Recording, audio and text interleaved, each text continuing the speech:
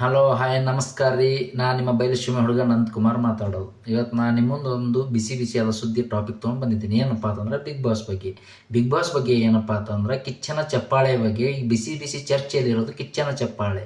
ಕಿಚ್ಚನ ಚಪ್ಪಾಳೆ ಹೊರ್ತಿಲ್ಲ ಹಾಗೆ ಹಿಂಗೆ ಡಿಸ್ಕಷನ್ ಸೋಷಿಯಲ್ ಮೀಡಿಯಾದಲ್ಲಿ ನಡೆದದ. ನಾನು ಸೋಷಿಯಲ್ ಮೀಡಿಯಾದಾಗ ಸ್ವಲ್ಪ ಪನಿಕಾಗಿ ಬಂದೀನಿ. ಆ ರೀಸನ್ಗೋಸ್ಕರ ಇವತ್ತು ನಿಮಗೆ ಆ ಟಾಪಿಕ್ ತೊಗೊಂಡು ನಿಮ್ಮ ಮುಂದೆ ಬಂದೀನಿ. ಏನಪ್ಪ ಅದರ ಒಂದು ಚಪ್ಪಾಳೆ ಬಗ್ಗೆ ನಾವೆಲ್ಲ ಕೂತ್ಕೊಂಡು ಇಷ್ಟು ಜನ ಡಿಸ್ಕಷನ್ ಮಾಡಕತ್ತೇವು. ಪರವಾಗಿಲ್ಲ, ಡಿಸ್ಕಷನ್ ಎಂಟರ್ಟೈನ್ಮೆಂಟ್ಗೋಸ್ಕರ ಡಿಸ್ಕಷನ್ ಮಾಡೋಣ. ಬಟ್ ಎಂಟರ್ಟೈನ್ಮೆಂಟ್ಗೋಸ್ಕರ ನಾವು ಇಷ್ಟೆಲ್ಲ ಡಿಸ್ಕಷನ್ ಮಾಡಕತ್ತೇವು. ನಮ್ಮ ಕಾನ್ಸ್ಟಿಟ್ಯೂಷನ್ ಬರೋ MLA ಬಗ್ಗೆ ನಾವು ಡಿಸ್ಕಷನ್ ಮಾಡಲ್ಲ. ಅವ್ನು ರೈಟ್ ವ್ಯಕ್ತಿ ಎಲ್ಲನೂ ಇಲ್ಲೋ ಅಂತ ಡಿಸ್ಕಷನ್ ಮಾಡಲ್ಲ. ಮನೆಗೆ ಹೋಗ್ಬೇಕಾದ್ರೆ ಹಾಳ ಗುಂಡು ಏನೋ ಇರ್ತಾವ, ಬೈಕೋತ್ ಮನೆಗೆ ಹೋಗ್ತೀವಿ. ಅಂಥವ್ನಿಗೆ ಓಟ್ ಹಾಕಿದೆಪ್ಪ ಹೋಲ್ಬಿಡ್ರಿ. ರಾಜಕೀಯ ಬಗ್ಗೆ ಯಾಕೆ, ಈಗ ಬಿಗ್ ಬಾಸ್ ಬಗ್ಗೆ ಅಷ್ಟೇ ಹಾಟ್ ಟಾಪಿಕ್ ಇರೋದು ಬಿಗ್ ಬಾಸ್ ಬಗ್ಗೆ. ಈಗ ಬಿಗ್ ಬಾಸ್ ಬಗ್ಗೆ ಮಾತಾಡೋಣ. ಏನಪ್ಪ ಅಂತಂದ್ರೆ ಕಿಚ್ಚನ ಚಪ್ಪಾಳೆ ಧ್ರುವಂತಗೂ ಮತ್ತು ಅಶ್ವಿನಿಗೂ ಕೊಡಬಾರ್ದಾಗಿತ್ತು ಅನ್ನೋದು ನಮ್ಮ ಕರ್ನಾಟಕದಲ್ಲಿರೋ ಕೆಲ ಜನಗಳ ಅಭಿಪ್ರಾಯ. ಪರವಾಗಿಲ್ಲ, ಹಾಗಾದರೆ ಕಿಚ್ಚನ ಚಪ್ಪಾಳೆ ಯಾರಿಗೆ ಕೊಡಬೇಕಾಗಿತ್ತಪ್ಪ ಆ ವೀಕ್ನಲ್ಲಿ ನೀವು ಹೇಳಿ ನೋಡೋಣ. ಯಾರಿಗೆ ಕೊಡಬೇಕಾಗಿತ್ತು ಆ ವೀಕಲ್ಲಿ? ಅವ್ರು best of the best performance ಕೊಟ್ಟಿದ್ರು. ಅಶ್ವಿನೂ ಚೆನ್ನಾಗಿ ಆಡ್ಯಾಳ, ಧ್ರುವಂತೂ ಚೆನ್ನಾಗಿ ಆಡಿದ್ದಾನೆ. ಹಾಗೆ ನೋಡಿದ್ರೆ ಅವರು ಆ ಮನೆಯಲ್ಲಿ ಎರಡು ಟೀಮ್ ಆಗಿದ್ದು 6 versus 2 ಎರಡು ಟೀಮ್ ಆದಕ್ಕಾರ ಅವ್ರು ಬೆಸ್ಟ್. ಅವ್ರಿಗೆ ಒಂಥರ ಇವರು ಅಷ್ಟರು ಅವ್ರನ್ನ ಅವಾಯ್ಡ್ ಮಾಡಿದಕ್ಕೆ ಅವರು ಈ ವೀಕ್ ಪೂರ್ತಿ ಹೀರೋ ಆದರು, ಪೂರ್ತಿ ಹೈಲೈಟ್ ಆದ್ರು ಈ ವಾರ. ಮತ್ತು ಅವ್ರ ಪರ್ಫಾರ್ಮೆನ್ಸು ಚೆನ್ನಾಗಿತ್ತು ಈ ವಾರ.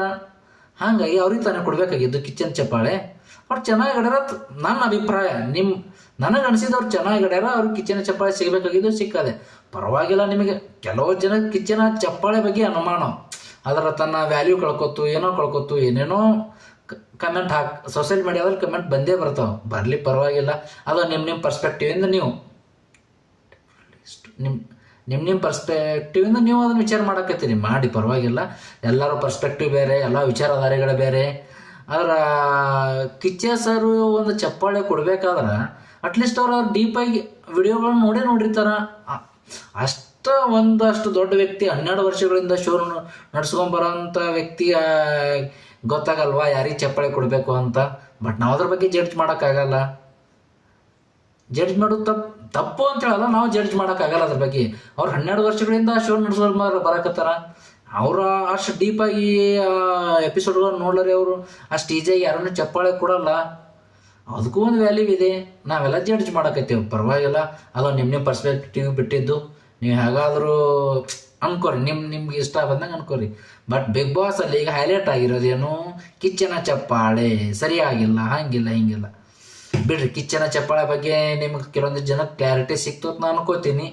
ನನ್ನ ಪರ್ಸ್ಪೆಕ್ಟಿವಿಂದ ನಾನು ವಿಚಾರ ಮಾಡಿದೆ ಅಷ್ಟೇ. ನಿಮಗೆ ಅದರ ಬಗ್ಗೆ ಕ್ಲಾರಿಟಿ ಸಿಕ್ತು ಅಂತ ಅನ್ಕೋತೀನಿ.